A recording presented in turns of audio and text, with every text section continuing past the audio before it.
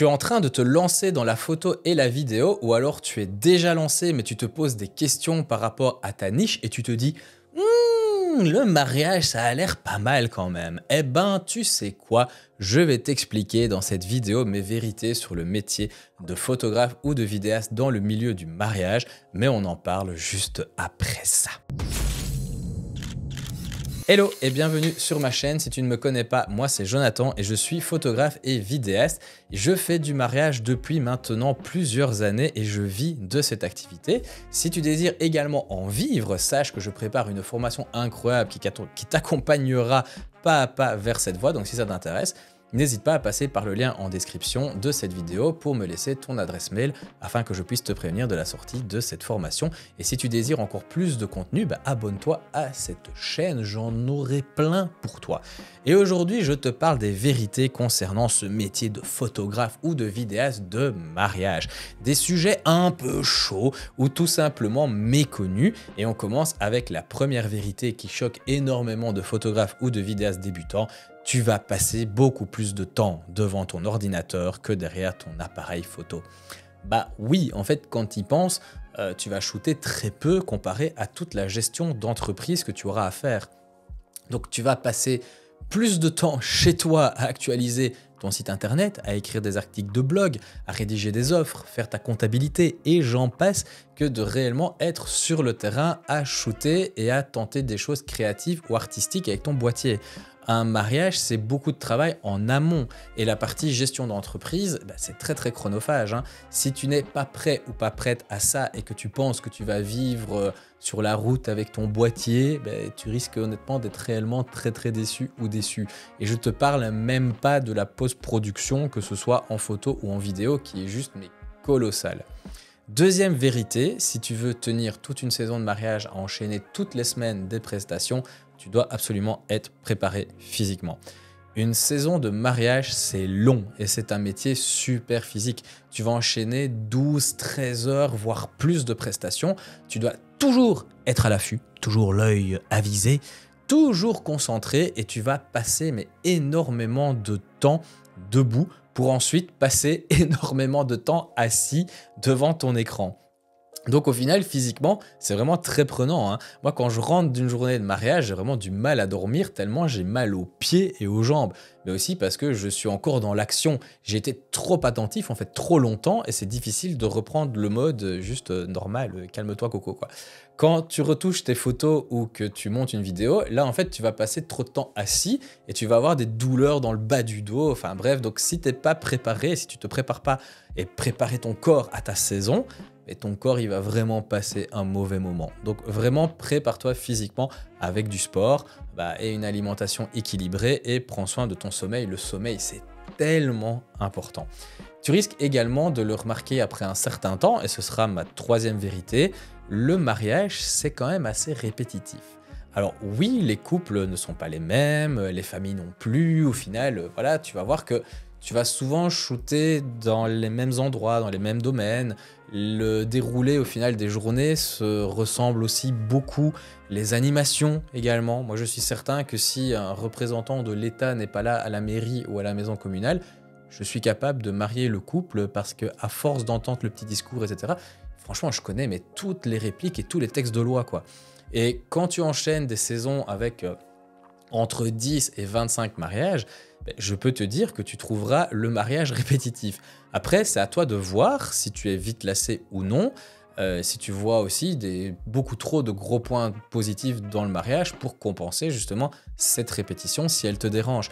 Mais sache qu'il n'y a pas 36 moyens de lancer un bouquet, de passer une alliance à un doigt ou de s'habiller pour un mariage.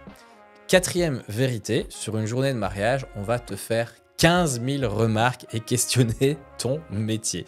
Parce que oui, pour la plupart des gens, la photo ou la vidéo, c'est avant tout une passion. On ne vit pas d'une passion, d'accord? On va travailler, c'est pas un truc comme ça. Non, on le fait juste pour le plaisir. Du coup, tu risques d'avoir en fait à chaque mariage, mais dis donc, est-ce que c'est ton vrai métier, ça, photographe ou vidéaste? Voilà, non, bien sûr que non, je suis sous couverture, mais en fait, chut, faut le dire à personne, je suis en fait un agent infiltré du FBI. Donc, enfin voilà, c'est toujours les mêmes questions et c'est pas spécialement méchant, hein, mais comme c'est une passion accessible aussi, vu que tout le monde a un smartphone qui prend des photos et qui filme dans sa poche à l'heure actuelle, bah, tu vas avoir aussi une tonne de réflexions de la part des invités auxquels il faudra te préparer, comme être questionné sur pourquoi tu fais des photos de groupe à contre-jour. Et ce, pour un oui ou pour un non, quoi. Voilà, et pas juste pour un seul groupe, hein. Non, non, non, pour les 360 groupes que tu vas prendre sur toute ta saison, quoi. Voilà. On va te dire aussi que c'est génial, il y a du soleil, qu'évidemment, il faut faire les photos de couple à 13 h en plein soleil. C'est tellement joli le soleil dans les arbres, etc. Blablabla, voilà. Et je te parle même pas des réflexions sur ton équipement, hein, car tu as un équipement évidemment super cher et dernier cri. Et donc on te dira que ton appareil fait des très bonnes photos, des très belles photos ou filme très bien, hein. Tu sais que voilà, c'est pas du tout toi qui fais les choses, c'est juste ton boîtier. C'est pour ça que eux ne sont pas à ce niveau-là, évidemment. Et si tu as un équipement qui date un petit peu, bah, tu auras le tonton qui, lui, a investi 6000 balles pour shooter du JPEG en automatique. Il te regardera comme ça avec un petit peu des grands yeux. Bref, tu vas vraiment en manger. Et bien que selon moi, c'est jamais vraiment méchant, c'est plus de la méconnaissance, ce qui est souvent le cas, ça reste récurrent et parfois c'est un petit peu usant. 5e vérité, si tu désires en vivre sérieusement, apprends plus à vendre qu'à faire de belles photos. Alors, je sais que je vais diviser, mais je suis un homme de conviction. Et selon moi, c'est beaucoup plus utile de proposer une expérience client incroyable et de savoir vendre avec un excellent personal branding que de savoir faire des photos ou des vidéos qui sont juste exceptionnelles. Alors attention, hein, tu ne me fais pas dire ce que j'ai pas dit non plus. Les photos ou les vidéos, elles doivent être les meilleures possibles. Mais tu sauras vivre de ce métier avec des photos moyennes, mais un sens excellent du marketing et du business, que d'avoir des photos ou des vidéos excellentes et incroyables, mais que tu ne saches pas les vendre avec une expérience client qui est totalement aux fraises, quoi. Et je suis convaincu que pour les photographes et vidéastes de mariage qui s'adressent à des particuliers, le personal branding devient essentiel à la bonne communication et au bon marketing. Et si tu veux te construire une expérience client incroyable, justement, n'hésite pas à t'abonner.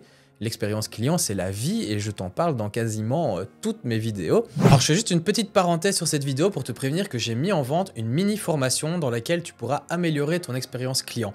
Tu vas y trouver dans cette mini-formation mes 7 guides que j'envoie aux mariés pour les accompagner, ainsi que ma plaquette de tarifs, le tout au format PDF. Tu y trouveras aussi une vidéo explicative sur comment et quand les utiliser pour un impact maximum, ainsi qu'une partie justement technique sur comment réaliser tes propres guides sur Canva et Pages. Bref, c'est vraiment une base de travail pour te créer toi-même une expérience client unique. Si ça t'intéresse, le lien se trouve en description et on retourne tout de suite à le reste de la vidéo. 6e vérité, super importante pour le mariage, tu n'es rien sans ton réseau. Tu n'imagines pas les recommandations que tu peux avoir des autres prestataires ou du fait d'être totalement blacklisté aussi, hein. Donc avoir un réseau fort, c'est vraiment se sentir moins seul dans une activité en plus d'indépendant qui est fort solitaire. Et c'est aussi avoir des professionnels à conseiller aux mariés et donc renforcer ce côté professionnel de la profession. Tu pourras aussi monter des shootings d'inspiration et travailler en équipe, recommander d'autres photographes ou vidéastes si tu es déjà pris et vice-versa. Et toujours bien utile aussi, si tu es malade, d'avoir des gens de confiance prêts à reprendre ta prestation. Un réseau fort, c'est un business fort. Et enfin, 7e vérité, le mariage, c'est saisonnier. Il te faudra donc préparer la saison basse. Alors évidemment, tu vas être surbooké lors de la saison de mariage, mais l'autre moitié de l'année, ce sera nettement plus relax. Donc tu pourras prendre du temps pour travailler sur ton business et pas dans ton business. Donc actualiser le portfolio, créer des articles de blog, monter des shootings d'inspiration, améliorer ton expérience client, réaliser des séances photos de couple, essayer d'aller filmer à l'étranger pour faire pivoter ton entreprise vers le Destination Wedding. J'avais d'ailleurs fait une vidéo où je t'explique comment te lancer dans le Destination Wedding. Bref, je trouve que tu devras être le plus productif possible pour ne pas laisser aller ton entreprise. Un bon conseil, c'est de réaliser des produits comme des albums ou des tirages à vendre durant cette partie de l'année. Si tu es dans tes années de lancement, pensez aussi à proposer d'autres services que le mariage, peut être un bel apport financier.